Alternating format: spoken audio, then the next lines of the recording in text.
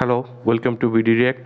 আজকে আমরা যে ভিডিওটির উপরে রিয়াকশন দেব সেটি খুবই ইন্টারেস্টিং এবং ইম্পর্ট্যান্ট একটি ভিডিওটি ইন্ডিয়ার একটি স্টাডি চ্যানেল স্টাডি আইকিউ আইএসের ভিডিওটির টাইটেল হচ্ছে বায়োগ্রাফি অফ সূর্য সেন, অর্থাৎ আমাদের মাস্টারদা সূর্য সেনের একটি বায়োগ্রাফি ভিডিও এটি। তাহলে চলুন আমরা সবাই মিলে ভিডিওটি দেখি এবং ভিডিওর শেষে আমরা আমাদের রিয়াকশন জানাবো। आज हम बात करने वाले हैं सूर्य सेन की, जिनको हम मास्टर दा भी कहते थे क्योंकि एक टीचर थे। मैंने आपको बताया था जब मैं शहीद उधम सिंह की बात कर रहा था, मैंने उनकी बायोग्राफी का जब रिव्यू किया था कि भारत में ऐसे बहुत सारे हीरो हैं जिनको हम उतनी ज़्यादा तवज्जो नहीं देते हैं। बहुत लोगों ने तो इन लोगों का नाम भी नहीं सुना होगा। ये जो रेवोल्यूशनरी है, क्यों? शायद ये पॉलिटिकल टूल नहीं है। इनके नाम से आपको कोई स्कीम नहीं मिलेगी, इनके नाम से कोई बहुत बड़े बड़े आपको मार्ग नहीं मिलेंगे, कोई स्टेशंस के नाम नहीं मिलेंगे। बहुत कम है लेकिन बहुत कम है। I don't know why. सारी सरकारों को इनके ऊपर भी उतना ही ध्यान देना चाहिए जितना और लीडर्स पे देते हैं, क्योंकि देश सिर्फ इंडियन नेशनल कांग्रेस ने नहीं बनाया या और लीडर्स ने नहीं बनाया, इन लोगों ने भी बनाया है। इन्होंने अपनी जान तक कुर्बान कर दी थी एक आजाद भारत के लिए, और एक ऐसे भारत के लिए जिसमें सिर्फ और सिर्फ इक्वालिटी हो, और इन्होंने बहुत कुछ झेला था। आज हम बात करेंगे सूर्य सेन की, एक ऐसे ही हीरो की। और अभी बहुत लोग हैं जिनकी मैं बात करूंगा, जैसे खुदीराम बोस, प्रफुल्ल चक्की, काफी लोग हैं जो अनसंग हीरोज हैं जिनके बारे में लोगों को उतना पता नहीं है, और हम सबकी बात करेंगे। कम से कम हम तो इनको वो मकाम देंगे ही। आशा करता हूं आप सब बहुत अच्छे होंगे। मेरा नाम है सिद्धांत अग्निहोत्री। একটা জিনিস দেখা যায় যে তৎকালীন যে অবিভক্ত ভারতবর্ষ ছিল সেখানে কিন্তু অধিকাংশ যারা ক্রান্তিকারী ছিল चलिए आगे बढ़ते हैं। देखिए सबसे पहले তারা हम কিন্তু इनकी বাংলা देखते থেকে हैं कि क्या অবিভক্ত था। বাংলা अच्छा, থেকেই सूर्य বেশি सेन এসেছে। थे कौन भैया? चिटगांग आर्मरी रेड इन्होंने इनके नेतृत्व में ये पूरी की पूरी कंडक्ट की गई थी। चिटगांग इस समय बांग्लादेश में है, उस समय ईस्ट बंगाल में था, और ये वही ईस्ट बंगाल है जिसको पार्टीशन कर दिया गया था। बंगाल एक बहुत बड़ा प्रोविंस था जिसमें बिहार, झारखंड, उड़ीसा पूरा का पूरा ये यूनाइट करता था, और एक बेतुका सा कारण दिया गया लॉर्ड कर्जन कि भैया बहुत बड़ा है, हम इसको रूल नहीं कर सकते, तो इसको डिवाइड कर दिया गया। तो ईस्ट बंगाल मुस्लिम मेजोरिटी में था, और वेस्ट बंगाल बाकी मतलब जो क्षेत्र थे वो हिंदू मेजोरिटी में थे। उस हिसाब से डिवाइड कर दिया गया कि जहां पे मुस्लिम ज्यादा है वो एक मतलब उसको एक स्टेट बना दो, और जहां पे हिंदू ज्यादा है, हिंदू मेजोरिटी का है, वो एक अलग स्टेट बना दो। ठीक है, पार्टीशन ऑफ इंडिया के मैंने पूरा लेक्चर कवर किया इस पे, तो आप जरूर देखिएगा। ठीक है, तो ये सारी चीजें थी। तो उसी बीच उसी टाइम पे सूर्य सेन का जन्म होता है। चिटगांग आर्मरी रेड थी क्या वैसे जो सूर्य सेन ने कंडक्ट की थी? देखिए, सूर्य सेन का यह मानना था कि ऐसा है, अंग्रेज ये आंदोलन से लगता तो नहीं छोड़ेंगे, इनकी सबसे कमजोर जगह, सबसे ताकतवर जगह पे वार करो, अपने आप पे कमजोर हो जाएंगे। इनकी ताकतवर जगह कौन सी थी? गन, बारूद, गोला बारूद, और ये जो एम्यूनिशंस हैं, इन सबको हटा दो, इन सबको तहस नहस कर दो। तो इनका यह मानना था कि जहां पे आर्म्स रखे जाते, जहां पे गन, बारूद और ये सब रखा जाता है, उस पूरी की पूरी जगह को ऑक्यूपाई करके, जिसको हम आर्मरी कहते हैं, पूरी की पूरी जगह को हथिया लो, टेलीफोन लाइंस कट कर दो, और रेलवे कट कर दो, और पूरा वहां पे अपनी सरकार बना लो, अपने आप सरकार टूटेगी। बहुत ही जबरदस्त इनका मानना था, लेकिन चीजें वैसे हुई नहीं जैसा इन्होंने सोचा। हम देखेंगे, ठीक है। तो इनका जो जन्म था वो 22 मार्च 1894 में हुआ था। नौपारा डिस्ट्रिक्ट में हुआ था, चिटगांव में जो है। ठीक है, इनके पिताजी जो थे वो स्कूल टीचर थे, और ये भी एक स्कूल टीचर। ठीक है, इसीलिए इनको मास्टर दा भी कहा जाता था। ठीक है, इनको ट्रिब्यूट भी दी जाती थी मास्टर दा। बहुत ही ज्यादा पोलाइट थे, बहुत ही ज्यादा सज्जन थे, काफी डाउन टू अर्थ, और बहुत ही ह्यूमन नेचर के थे। काफी ह्यूमैनिटी इनके अंदर, और हर किसी का बहुत ज्यादा ख्याल रखते थे, शांति से बिल्कुल सुनते थे। और एक चीज मैं और बता दूं, अच्छा चलिए वो मैं लेक्चर के लास्ट पे बताऊंगा। ठीक है, अभी नहीं बताऊंगा। ठीक है, तो अब क्या हुआ था कि इन्होंने जो शुरुआती स्टडी थी, वैसे तो इन्होंने अपना पूरा जो पूरी की पूरी जो पढ़ाई होती है, 10th 12th वो सब पास किया, फिर इन्होंने BA ज्वाइन किया। अब क्या हुआ था कि ये ऐसे माहौल में पल बढ़ रहे थे जहां पे ये क्रांतिकारी मूवमेंट्स ने जन्म लिया। स्वदेशी मूवमेंट हुआ 1900, मतलब जैसे ही पार्टीशन ऑफ बंगाल हुआ उसके तुरंत बाद स्वदेशी मूवमेंट हुआ, उसके बाद सूरत स्प्लिट हुई, फिर होम रूल लीग, उसके बाद फिर जलियांवाला बाग। तो ये सारी चीजें ये देखते हुए आ रहे थे। निश्चित ही मन में क्रांतिकारी भावनाएं पनपी होंगी और पनपी भी। क्रांतिकारी भावनाओं ने जन्म लिया और ये अनुशीलन समिति इसके आइडिया से बहुत ज्यादा मतलब ये इन्फ्लुएंस थे और इनके संपर्क में आए। मैं बिल्कुल नहीं बताऊंगा अनुशीलन समिति क्या थी, कब फॉर्म हुई थी, आप बताएंगे मुझे, कमेंट बॉक्स में लिखिए। मेरा पहला ही क्वेश्चन ये होगा, ठीक है। तो ये सारी चीजें थी। अब उसके बाद जब इन्होंने अपना पूरा का पूरा जो स्टडी उन्होंने कंप्लीट की, वापस से चिटगोंग आए, ठीक है, 1918 में, और वहां पे फिर ये एज ए टीचर काम करने लगे, ठीक है। तो ये सारी चीजें थी। अब क्या है कि उस समय जो थी आईएनसी सबसे इंपॉर्टेंट पार्टी थी। अच्छा, इंडियन नेशनल कांग्रेस जो था 1885 में तो जन्म हुआ ही था, लेकिन इनके जो ऑब्जेक्टिव थे ना वो क्लियर नहीं थे। ऐसा लगता था जब शुरू में ऐसा लगता था कि ये जो ऑर्गेनाइजेशन है इंडियन नेशनल कांग्रेस, ये सिर्फ अंग्रेजों के लिए है, साल में एक बार बैठती है और उसमें भी कोई खास डिस्कशन नहीं होता। बड़े सूट बूट के लोग आते हैं, आराम से डिस्कस करते हैं, चाय पीते हैं, नौकरों से काम करवाते हैं, चले जाते हैं। जब तक महात्मा गांधी नहीं आए थे, ठीक है, तब तक कांग्रेस का वो नाम नहीं हो पाया था। कांग्रेस की तो हालत बहुत खराब हो गई थी ना, सूरत स्प्लिट में तो बिल्कुल ही चीजें एकदम बेकार हो गई थी। एक टाइम पे तो लग रहा था कि जितने भी मूवमेंट्स हैं, ये स्वदेशी मूवमेंट जो लॉन्च हुआ था उसके बाद, ये पूरा धरा का धरा रह जाएगा। और इसी स्वदेशी मूवमेंट को फिर महात्मा गांधी ने जबरदस्त तरीके से एडवोकेट किया, और ये सब सूर्य सेन के टाइम चल रही थी। तो ये सारी चीजें थी। बहुत ही ज्यादा सॉफ्ट स्पोकन थे, बहुत ही ज्यादा एक ऑर्गेनाइजर थे, बहुत ही ज्यादा अच्छे दिल के इंसान थे, और एक इनमें चार्म था। कभी भी किसी से बात करते थे ना तो उनका दिल मोह लेते थे, ठीक है। फाइनली जलियांवाला बाग मसाकर होता है 1919 में। हर कोई बहुत परेशान हो जाता है इस इंसिडेंट के बाद। इसमें मास्टर दाबिया छूते नहीं रहते हैं। जलियांवाला बाग भी मसाकर, आपको पता ही है कि वर्ल्ड वॉर 1 के बाद बहुत सारे वादे किए थे ब्रिटिशर ने कि आपको आज़ादी दे देंगे, ये दे देंगे, वो दे देंगे।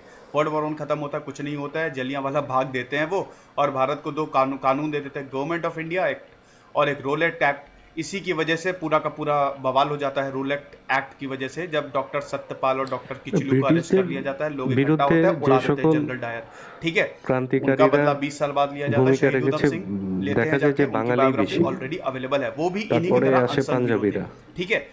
अब एक चीज मैं बताना चाहूंगा, ये बोल्शेविक रेवोल्यूशन, रशिया में रेवोल्यूशन आ चुका होता है। देखिए एक्चुअली चीजें बिल्कुल बदल रही होती है उस समय।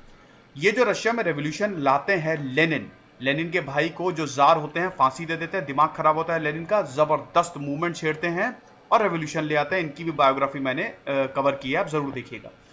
तो ये जो बोल्शेविक रेवोल्यूशन होता है, बुर्जुआ सोसाइटी जो होती है, कैपिटलिस्ट क्लास के लिए होता है, ठीक है।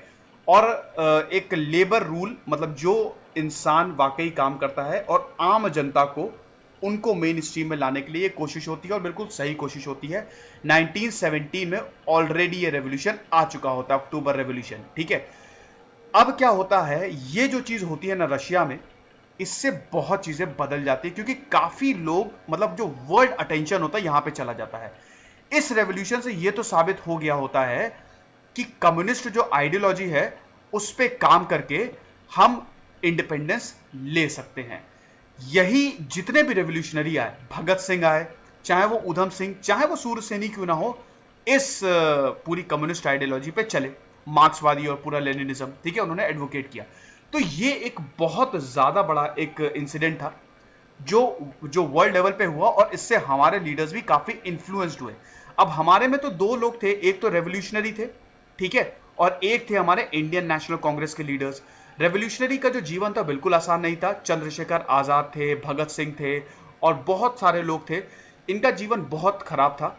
जेल में भी अगर इनको बंद किया जाता था तो बड़ी जबरदस्त प्रताड़ना दी जाती थी, टॉर्चर किया जाता था। इवन सूर्यसेन को भी बहुत ही ब्रूटली टॉर्चर किया गया था फांसी देने से पहले। उनके नाखून उखाड़ दिए गए थे, आंख में बिल्कुल, हालांकि ब्रिटिश अथॉरिटी तो इसे डिनाई करती है और ऐसे कोई सबूत नहीं मिले, लेकिन ये हुआ था बिल्कुल, ठीक है। आंख बिल्कुल, उनका आंखें निकाल ली गई थी, कान बिल्कुल पियर्स कर लिए गए थे, लिम्स जो होते हैं वो पूरा बहुत ही ब्रूटल था वो, ठीक है। तो बहुत हालत खराब करते थे वो जेल में। वहीं इंडियन नेशनल कांग्रेस को काफी इज्जत मिलती थी, इनके लीडर्स को भी अच्छे से रखा जाता था, ठीक है, क्योंकि इनकी एक तो ब्रिटिश के साथ थोड़ी सी इंडियन नेशनल कांग्रेस महात्मा गांधी ने तो वर्ल्ड वॉर 1 में ब्रिटिशर का काफी सपोर्ट किया था, ठीक है, तो ये चीज थी। तो रेवोल्यूशनरी का जीवन जो था वो आसान नहीं था, टेररिस्ट का दर्जा मिला हुआ था ब्रिटिशर द्वारा, ठीक है। तो सूर्यसेन भी उनमें से एक थे। अब हम आते हैं प्लानिंग। सूर्यसेन बोलते थे कि ऐसा है, एक ऐसी जगह पे अटैक करो ब्रिटिशर की कि सब खत्म हो जाए। और इस आर्मरी रेड में सबसे अच्छी बात क्या थी, या बुरी भी कह सकते हैं या फिर अच्छी भी कह सकते हैं, वो आपके ऊपर है। इसमें जितने भी लोग थे ना, वो कौन थे? बच्चे थे। बच्चों ने पार्ट लिया था। सूर्यसेन ने बच्चों की आर्मी बनाई थी। 14 साल 15 साल उन्होंने किसी को फोर्स नहीं किया था, सब खुद आए थे, खुद अपना नाम दिया था और खुद उन्होंने इस आजादी की लड़ाई लड़ी। এখানে একটা জিনিস দেখা যায় যে तो ये सारी चीजें সেই थी। সময়ে अब क्या हुआ था, যাদের ফাঁসি হয়েছে বা যারা ক্রান্তিকারী মুভমেন্টের সঙ্গে আসছে ম্যাক্সিমামই কিন্তু 20 বছরের নিচেই।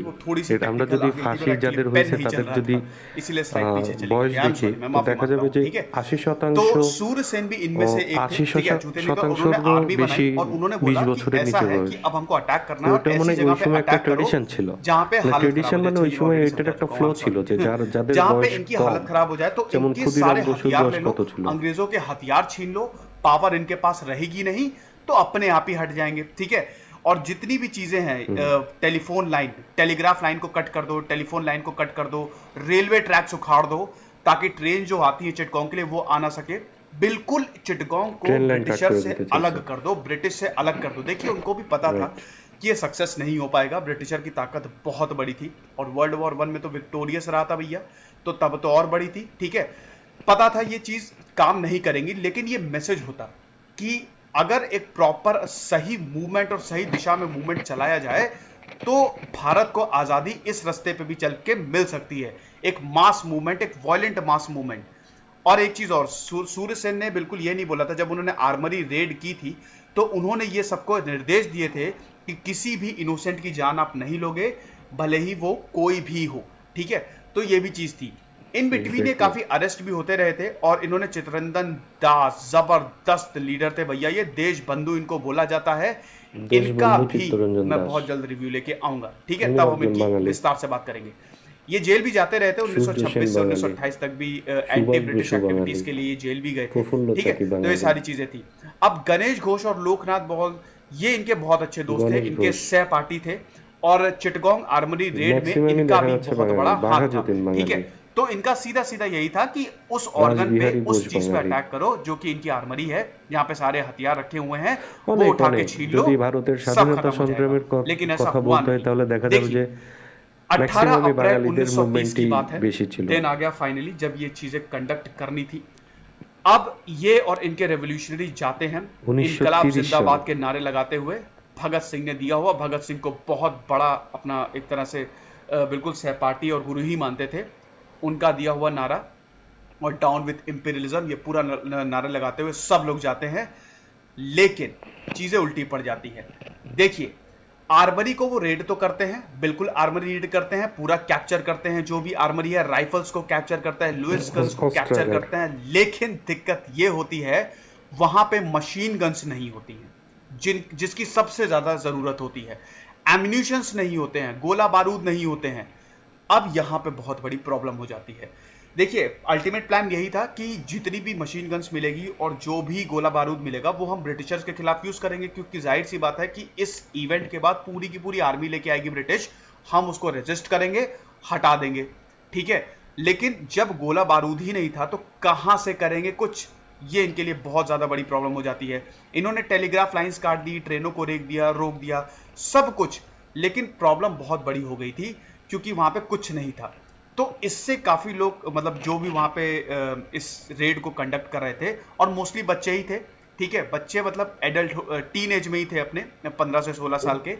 वो बड़ी टेंशन में आ जाता है कि अब करें तो क्या करें, क्योंकि ऑलरेडी ये न्यूज पहुंच चुकी होती है ब्रिटिशर तक, और वो पूरी की पूरी आर्मी लेके आ रहे होते हैं। और ये सबको पता होता है कि ओपन फील्ड में हम बैटल कर ही नहीं सकते, और हम अर्बन भी नहीं जा सकते, वहां पे भी नहीं जा सकते, क्योंकि उनको पता होता है कि ब्रिटिशर आएंगे तो हम, उनके पास एक ही रास्ता होता है कि जंगल जो होता है चिटगांव का, और जो पहाड़ी एरिया होता है वहां भाग जाएं। अब वहां पे वो चले जाते हैं पूरा का पूरा ट्रूप्स लेके, ताकि ब्रिटिशर्स के रैथ से वो बच सके। लेकिन उनको पता होता है चीजें सही होने नहीं वाली, ठीक है। तो अब क्या होता है कि हजारों हजारों ब्रिटिश आर्मी मैन ढूंढना चालू कर देते हैं, क्योंकि ये तो जंगल में चले जाते हैं, ठीक है। अब बहुत ज्यादा प्रॉब्लम होती है, इसमें एक ब्रूटल फाइट भी होती है, ढूंढ लेते हैं, फाइनली उनको लोकेशन का पता चल जाता है और आर्मी जो होते हैं ब्रिटिशर्स वो सीधा सीधा फायर ओपन कर देते हैं। इसमें काफी लोग भी मरते हैं, 80 आर्मी मैन डाइड होते हैं और 12 रेवोल्यूशनरी भी डाइड होते हैं। अब आपको एक बात बताता हूँ, ब्रिटिश आर्मी में मैक्सिमम कौन थे? हिंदुस्तान। वो ब्रिटिशर को कहाँ इतनी, कहाँ उनकी जनसंख्या, लेकिन हिंदुस्तानियों को वो रिक्रूट करते थे। अगर हमारे में यूनिटी होती ना बहुत अच्छे से, तो ब्रिटिशर कभी टिक नहीं पाते। जो यूनिटी 1946 में नेवल रेटिंग म्यूटिनी याद है ना, सुभाष चंद्र बोस के नेतृत्व में भैया पूरा का पूरा नेवी ने ही रिवोल्ट कर दिया था, आर्मी ने रिवोल्ट कर दिया था। ये अगर पहले हो गया होता, क्योंकि आर्मी के बिना आप कैसे कुछ जीतेंगे। ब्रिटिशर इंडियन आर्मी का यूज करते थे हमारे ही ऊपर, ठीक है। हालांकि उस समय तो ब्रिटिशर आर्मी थी, लेकिन सब हिंदुस्तानी थे, ठीक है। तो ये चीज नहीं होनी चाहिए थी। जब उनको कोई साइन नहीं लगता कि अब हम जीत नहीं सकते, तो वो क्या करते हैं, जितने भी उनके कॉमरेड्स होते हैं वो जंगल में चले जाते हैं। अब आपको मैं पहले ही बता चुका हूं कि ईस्ट बंगाल का जो एरिया था, चिटगांव का जो एरिया था, वो मुस्लिम मेजोरिटी का एरिया था पूरा का पूरा। वहां पे ऐसा लगता, मतलब ब्रिटिशर को लगा कि अब सूर्यसेन हिंदू थे तो उनको आराम से वो हैंडओवर कर देंगे, लेकिन ऐसा नहीं हुआ। मुस्लिमों ने बहुत मदद की, वहां के गांव वालों ने उनकी बहुत मदद की और बहुत अच्छे से उनको खाना भी सप्लाई किया और हर एक चीज की इवन घर में भी छुपाया, ठीक है। लेकिन ब्रिटिशरों की पहुंच से बिल्कुल दूर रखा कि किसी भी तरह ये जो है इन तक ना पहुंच सके। गुरिल्ला रेड्स की इन बिटवीन सूर्यसेन ने। गुरिल्ला फाइट्स क्या होती है भैया? वॉरफेयर बहुत ही फेमस है, ठीक है। चे गुवेरा जो थे क्यूबन रेवोल्यूशन के, उन्होंने बहुत ज्यादा इस टैक्टिक्स का इस्तेमाल किया था, जंगल में छुप छुप के वार करने की टेक्निक, या छुप छुप के वार करने की टेक्निक। बेसिकली गाड़ी जा रही है, बम लगा के उड़ा दो, ठीक है। तो बहुत ही ज्यादा एक तरह से इफेक्टिव टेक्निक है, वॉयलेंट टेक्निक है ये, काम भी करती है, ठीक है। तो काफी इनको हार्म भी पहुंचाया। तो अब ब्रिटिशर चाह रहे थे कि किसी तरह से इसको ढूंढो और हटाओ इसे, क्योंकि 4 साल तक इनका कोई अता ही पता नहीं था, ये सिर्फ अपने एक्शंस किए जा रहे थे। और यहाँ पे सूर्यसेन की भी एंजाइटी बढ़ती जा रही थी। तो इन्होंने जो इनके कॉमरेड्स थे, उसमें मैक्सिमम तो बच्चे थे, तो उनसे बोला भी कि अब ऐसा है, तुम लोग वापस लौट जाओ और ये जो पूरा का पूरा जितना भी जो सीन है, क्योंकि एक टाइम पे उनको भी लग गया था कि अब शायद मैं पकड़ लिया जाऊंगा, ये मैं अपने सर ले लूंगा और तुम सब वापस लौट जाओ। लेकिन ब्रिटिशर ने बहुत ज्यादा ब्रूटैलिटी की थी, इवन छोटे छोटे बच्चों को भी उन्होंने नहीं छोड़ा था। गांव में जाते थे, छोटे छोटे बच्चों को भी मारते थे, पूछते थे, तो काफी उन्होंने किया था, काफी रिप्रेसिव एक्शंस थे उनके, ठीक है। ये सारी चीजें थी। फाइनली नेत्र सेन जो है वो इनके साथ धोखा करते हैं और सूर्यसेन के बारे में इन्फॉर्म कर देते हैं और 1933 में सूर्यसेन को अरेस्ट कर लिया जाता है। तो 3 साल बाद उनको फाइनली अरेस्ट किया जाता है। अब क्या होता है कि नेत्र सेन को उसका सर धड़ से अलग कर दिया जाता है गद्दारी करने के लिए, ठीक है। ये रेवोल्यूशनरी बिल्कुल भी पता नहीं था कि किस रेवोल्यूशनरी ने इनका सर धड़ से अलग किया, आज तक नहीं पता चला। लेकिन एक रेवोल्यूशनरी जाता है और सीधा गला काट के ले आता है। मैक्सिमम जो सूर्यसेन के जो कॉमरेड्स होते हैं, जो इनके सहपाठी होते हैं, उनको अरेस्ट करके जेल में डाल दिया जाता है। इसके बाद काफी कुछ लोगों को अंडमान एंड निकोबार भेज दिया जाता है। सूर्यसेन एक्चुअली ये शर्त रखते हैं कि ठीक है मैं सरेंडर कर दूंगा, लेकिन मेरी एक शर्त है, आप क्या करेंगे कि आप ये करेंगे कि जो अरेस्ट किया है आपने कॉमरेड्स को और छोटे छोटे बच्चों को, उनको छोड़ देंगे, मैं आपके आके सरेंडर कर दूंगा। लेकिन ऐसा होता नहीं है, ठीक है। वो इनको जो डेथ पेनल्टी मिली होती है, क्योंकि उस समय तो सीधे फांसी की सजा होती है सारी रेवोल्यूशनरी को, तो जो फांसी की सजा इनके कॉमरेड्स को मिली होती है, उसमें ब्रिटिशर कहते हैं कि ठीक है हम फांसी नहीं देंगे, लेकिन अंडमान एंड निकोबार भेज देंगे। तो काफी लोगों को अंडमान एंड निकोबार भी भेज दिया गया था, वहीं पे उन्होंने जीवन बिताया था। बहुत ही खतरनाक सेल्युलर जेल थी भैया अंडमान एंड निकोबार में, ठीक है। इस पे भी मैं लेक्चर लेके आऊंगा, ठीक है। तो अब क्या होता है कि इनको अरेस्ट तो कर लिया जाता है, लेकिन जो इनके साथ चीजें की जाती है बहुत ही ज्यादा वो एकदम अमानवीय होती है। जबरदस्त तरीके से इनको टॉर्चर किया जाता है, इनकी हड्डियों को पूरी तरह से क्रश कर दिया जाता है, लिम्स को पूरा उखाड़ के, जो हमारे बाजुए होते हैं उनको पूरा उखाड़ दिया जाता है, जॉइंट्स जो हथौड़ा होता है उससे जॉइंट्स पे वार किया जाता है, हड्डियों पे वार किया जाता है, आंखें पूरी निकाल ली जाती हैं, नाखून जो होते हैं वो उखाड़ लिए जाते हैं। लेकिन तब भी सूर्यसेन का स्पिरिट जो था वो नीचे नहीं गया। इनकलाब जिंदाबाद के नारे उनके मुंह से निकलते ही रहे, ठीक है। और फाइनली इनको 1934 में फांसी दी गई और इस जबरदस्त हीरोइक एक्ट 1934 साले फांसी के হয়। नायक का फाइनली अंत हुआ। लेकिन ये इनको बिल्कुल भी हम ये नहीं कहेंगे कि ये मृत्यु को प्राप्त हुई, ये शहीद हुए और अमर हो गए, इतिहास में नाम अमर कर दिया इन्होंने, ये तो बोलना पड़ेगा। और ये जो है, जो मैंने लास्ट स्लाइड ये रखी हुई है, ये एक्चुअली लास्ट लेटर है अपने कॉमरेड का। तो आप देख लीजिए क्या जबरदस्त चीज लिखा हुआ है। मैं आपको हिंदी में पढ़ के बताता हूं कि मौत जो है मेरा दरवाजा खटखटा रही है, मेरा माइंड एटर्निटी पीस की तरफ जा रहा है, क्योंकि फाइनली मैं भारत मां की गोद में समाऊंगा। सिर्फ और सिर्फ एक ही सपना है, एक ही ख्वाब है, वो ये है कि मेरा भारत फ्री हो जाए, आजाद हो जाए और सब हर कुछ इक्वल हो। कभी भी 18 अप्रैल 1930 का दिन नहीं भूलना, क्योंकि वो चिटगोंग रिबेलियन थी। और हमेशा अपने दिलों में उन लोगों ने जिन्होंने आपके लिए अपनी जान कुर्बान कर दी, उनका नाम सदैव याद रखिएगा, सूर्य सेन। ये बोला था। शत शत नमन ऐसे रेवोल्यूशनरी को। और आपको एक और बात बता दूं कि अगर आप नेट पे भी सर्च करेंगे तो इतने सोर्सेज आपको सूर्य सेन के नहीं मिलेंगे। तो ये एक मुझे भी बहुत ज्यादा खराब चीज लगती है। हर एक रेवोल्यूशनरी को जिन्होंने भी अतुलनीय योगदान दिया है, उनको वो इज्जत तो मिलनी चाहिए कम से कम, ठीक है। तो इसलिए आप जरूर शेयर करिए, हर किसी को पता होना चाहिए कि ये जबरदस्त रेवोल्यूशनरी कौन थे, हीरो थे ये सब, ठीक है। तो बहुत जल्द मैं फिर हाजिर होऊंगा एक नए रेवोल्यूशनरी के साथ, एक नए लेक्चर के साथ। तब तक खुश रहिए, पढ़ते रहिए। दिस इज सिद्धांत Agnihotri signing off. And share जरूर कर दीजिएगा। Thank you so much. Surya Sen master ভিডিওটি দেখলেন, नमन। যেটি হচ্ছে খুব ইন্টারেস্টিং ভিডিও ছিল, যে মাস্টারদা সূর্য সেন চিটাগাংয়ের একজন ক্রান্তিকারী, যে তার দেশ অবিভক্ত ভারতের জন্য ব্রিটিশদের বিরুদ্ধে যুদ্ধ করেছে। এবং শুধু সূর্য সেন একা নয়, সূর্য সেনের সঙ্গে আরও একটি নাম ছিল প্রীতিলতা জোয়ারদার। এবং সূর্য সেনের সাথে যারা চট্টগ্রাম অস্ত্রাগার লুণ্ঠন করেছে, অনেক অনেক অনেক অজানা নাম, যাদেরকে হয়তো এখন আর ইতিহাসের পাতা থেকে খুঁজে বের করে আনা খুবই দুরূহ ব্যাপার হবে। তো এখন কিন্তু বর্তমানে ভারতবর্ষের স্বাধীনতার পরবর্তীতে এই নামগুলো কিন্তু আর ওইভাবে দেখা যায় না। হ্যাঁ, এখন চট্টগ্রাম জায়গাটাও তো আসলে ভারতবর্ষের বাইরেই চলে গেছে। ভারতবর্ষ স্বাধীন ঠিকই হলো, কিন্তু ব্রিটিশদের যে নোংরা রাজনীতি ছিল, তারা এই উপমহাদেশকে দুর্বল করার জন্যে এই উপমহাদেশের মানুষের ভিতরে ধর্মীয় বিদ্বেষ ঢুকিয়ে তারা ভারতবর্ষকে ভারত এবং পাকিস্তান দুইটা ভূখণ্ডে বিভক্ত করে দিল। এখন কথা হচ্ছে যে যারা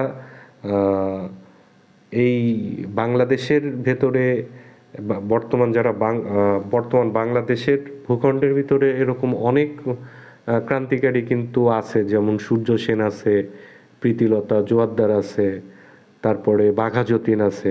অবশ্য বাঘা যতীন পরবর্তীতে ইন্ডিয়াতে বেশ ভালো, তার নাম সবাই জানে, কারণ সে উড়িষ্যাতে গিয়ে বালেশ্বর নামে একটা জায়গাতে ইংরেজদের সাথে যুদ্ধ করে এবং সেখানে সে মৃত্যুবরণ করে, শহীদ হয়। কিন্তু এই যে সূর্য সেন এবং এই যে সূর্য সেনের যে সঙ্গী যারা ছিল, তারা কিন্তু সবাই কিন্তু 20 বছরের নিচে ছিল, কারণ সূর্য সেন কিন্তু নিজে ছিল মাস্টারদা এবং তার যারা ছাত্র, স্বাভাবিকভাবেই মাস্টার মশাইয়ের কাছ থেকে উদ্বুদ্ধ হয়েছে। ছাত্রদের বয়স তো 20, 22, 18 এরকমই হবে, তাই না? তো এদের নাম কিন্তু এখন আর ভারতবর্ষের স্বাধীনতার ইতিহাসে কিন্তু আর ওইভাবে খুঁজে পাওয়া যাবে না। অর্থাৎ যারা তাদের দেশের জন্যে, দেশমাতার জন্যে জীবন দিল, এত কষ্ট সহ্য করলো, তারাই কিন্তু একটি দেশের স্বাধীনতার ইতিহাস থেকে হারিয়ে গেল। তো আসলে একটা জিনিস, আমি নিজে বাঙালি সেই জন্য বলছি না, কিন্তু আপনি ভারতবর্ষের যে স্বাধীনতা, সেটা যদি আপনি বিশ্লেষণ করেন, হ্যাঁ, ভারতবর্ষের সমগ্র ভূখণ্ড থেকেই কিন্তু মানুষ ভারতবর্ষের জন্য যার যার অবস্থান থেকে ইংরেজদের বিরুদ্ধে সংগ্রাম করেছে, কিন্তু সেখানে কিন্তু বাঙালিদের নামগুলা বারবার সামনে এসেছে, তাই না? বাঙালিদের নাম এবং তারপরে হচ্ছে পাঞ্জাবিদের নাম। কিন্তু দেখুন আজকে কিন্তু বাঙালিদের অবস্থা দেখুন, সব জায়গাতেই পিছিয়ে। অর্থাৎ একটি বীর জাতি কিভাবে হারিয়ে গেল, হ্যাঁ, একটি দেশের ইতিহাস থেকে, সেটা কিন্তু একটা ভাবার বিষয় আছে। হ্যাঁ, এখন নেতাজি সুভাষ বসুর কথা ভারতে আসছে, বিভিন্ন জায়গায় মানুষ জানতে পারছে, তো সেগুলো নিয়ে হয়তো পরবর্তীতে আলোচনা হবে। এই ভিডিওতে আমরা সূর্য সেন সম্পর্কে জানলাম, এবং আপনাদের কি মতামত মাস্টারদা সূর্য সেন এবং তার যে বীর বাহিনী ছিল, এবং সেখানে কিন্তু প্রীতিলতা জোয়ারদার একজন ছিল, সে কিন্তু সরাসরি কিন্তু এই অস্ত্র লুটের যে মিশন, সেখানে কিন্তু সে অংশগ্রহণ করে, এবং সেখানে কিন্তু সে সায়ানাইড খেয়ে কিন্তু ব্রিটিশদের হাতে ধরা পড়ার আগে সায়ানাইড খেয়ে তার জীবনকে উৎসর্গ করে। তো ভিডিও অনেক দীর্ঘ হয়েছে, আপনাদের কি মতামত এই বিষয়ে সেটি অবশ্যই আপনারা শেয়ার করবেন, কমেন্ট বক্সে গিয়ে আপনাদের মতামত জানাবেন। সবাই ভালো থাকবেন, ধন্যবাদ সবাইকে।